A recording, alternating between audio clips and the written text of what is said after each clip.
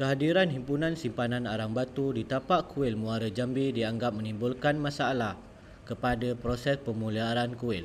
Oleh itu, kerajaan juga telah menghantar satu pasukan pakar untuk menyelidik tentang hal tersebut. Mereka mencadangkan bahawa proses himpunan simpanan arang batu itu perlu ditutup.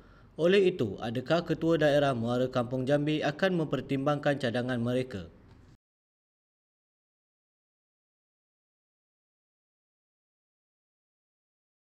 Paiman yang tinggal di kampung Muara Kampung Jambi kini hanya berserah kepada keadaan yang akan berlaku.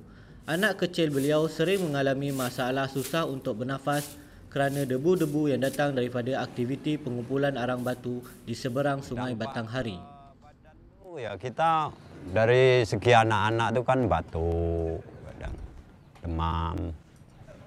Apalagi kalau lagi loading, Pak, debunya. Macam keadaan debu kena di belakang mobil itu macam mana, parah dari itu. Selain meletakkan kuil dalam keadaan yang berisiko, himpunan arang batu juga membuatkan penduduk kampung terdedah kepada pelbagai penyakit. Perkara inilah yang mendorong kerajaan di Jakarta untuk membentuk satu pasukan pakar bagi menyiasat kesan negatif daripada stok simpanan arang batu tersebut, khususnya pada pemeliharaan tapak kuil Muara Jambi. Melakukan bermacam-macam assessment ya, dari sisi dampak lingkungan, dari sisi analisis wilayah, dari sisi geografis kebencanaan, dari sisi arkeologi, dari sisi sejarah, kemudian arsitektur dan pariwisata, kependudukan dan lain sebagainya. Pasukan itu pergi ke Muara Kampung Jambi pada akhir Mei lalu. Mudat Jirto adalah salah satu daripada ahli arkeologi dalam pasukan tersebut. Penemuan pasukan itu mengesahkan bahawa stok simpanan yang telah menyebabkan kerosakan kepada Muara Kampung Jambi. Stockpile atau penimbunan batu bara yang datang dari luar daerah itu, ke daerah itu, berakibat banyak.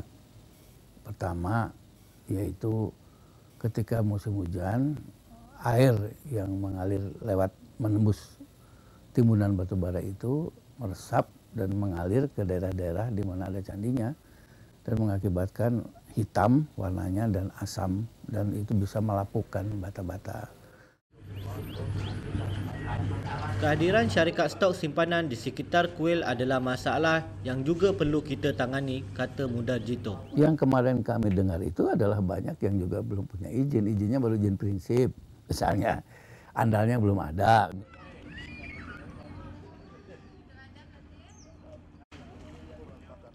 Walau bagaimanapun, Burhanuddin menyangka tuduhan bahawa dia tidak peduli tentang warisan budaya.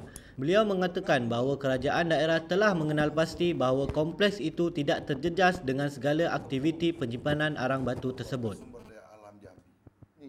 Jadi keberadaan yang secara sporadik, misalnya dalam satu kawasan, katakanlah dalam kawasan stockpile tertentu, nah itu dipagar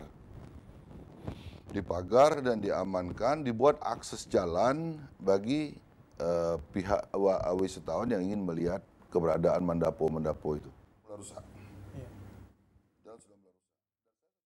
Fakta-fakta yang tidak benar telah diambil menurut Burhanuddin. Gambar yang diambil apabila pasukan pakar melawat tapak pada akhir Mei lalu tidak menunjukkan mana-mana pagar di sekeliling kompleks kuil. Abdul Hafiz yang pergi dengan pasukan penyelidik tersebut melihat sendiri apa yang mereka lakukan. Kalau kita ngomong secara realita, kita setelah kita ke sana nggak ada yang namanya istilah pemagaran menapu itu. Stok simpanan adalah satu ancaman kepada kompleks kuil. Ini adalah sebab utama pasukan pakar ditubuhkan oleh Kementerian Pendidikan dan Kebudayaan untuk mengisytiharkan bahawa 2.612 hektar Muara Kampung Jambi sebagai tapak budaya yang dilindungi. Menetapkan bahwa Muara Jambi itu ditetapkan jumlahnya sekian hektar. Nah, kemudian kita usulkan juga agar dibuat zona-zona inti yang tidak boleh diganggu sama sekali. Kementerian Pendidikan dan Kebudayaan mengalu-alukan cadangan ini. Kompleks kuil Muara Kampung Jambi tidak lama lagi akan ditetapkan sebagai kawasan budaya yang dilindungi. Setelah Menteri melakukan penetapan, maka akan ada program-program pelestarian yang kita fasilitaskan kepada situs tersebut.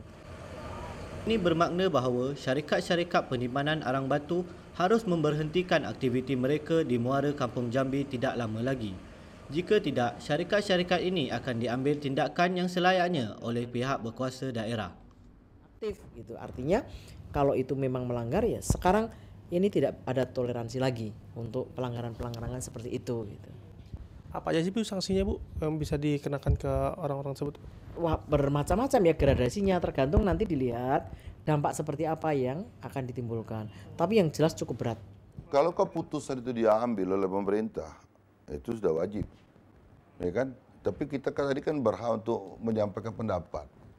Saya berpendapat bahwa dalam rangka penetapan kawasan ini harus komprehensif. Jadi semua kepentingan harus dilihat. Walau bagaimanapun, reaksi kabur Burhanuddin membuat penduduk kampung Muara Kampung Jambi meragui komitmen ketua daerah tersebut. Cuma saya optimisnya kemungkinan kalau bupati ini diganti habis periode ini.